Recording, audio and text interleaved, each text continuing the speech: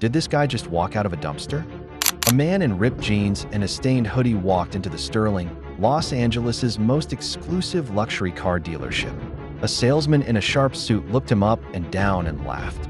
"Bro, you're in the wrong place. The bus stop is across the street. I'm actually here to buy a car."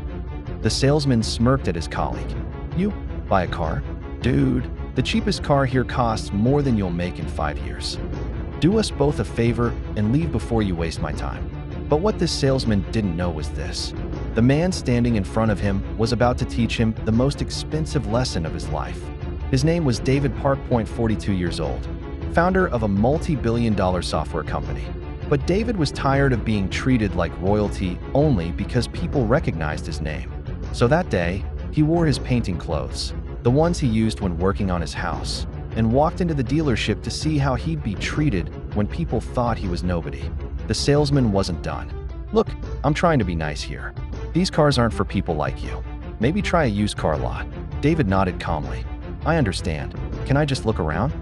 The salesman rolled his eyes. "Fine, but don't touch anything." David walked slowly past the vehicles while the salesman whispered and laughed behind him.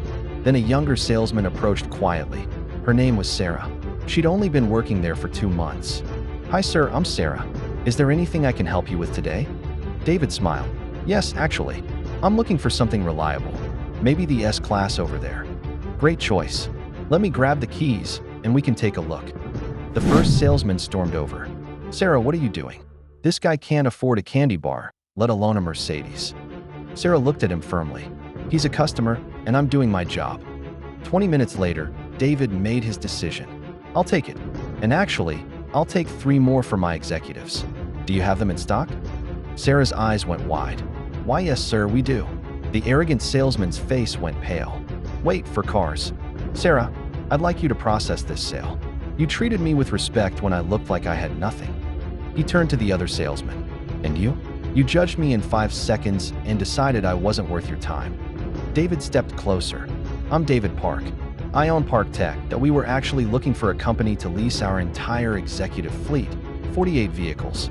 That's a $12 million contract." The salesman's jaw dropped. You didn't know, and that's the point." David turned to the dealership manager who'd just walked in. "I'm giving this contract to your competitor across town. Sarah here will receive my personal recommendation, and I suggest you promote her. You just lost your dealership $12 million because you couldn't treat a human being with basic respect."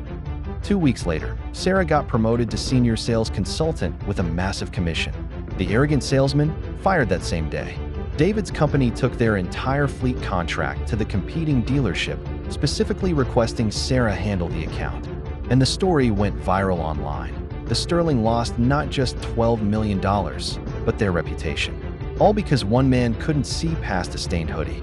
If you believe how you treat people reveals your true character, comment yes below.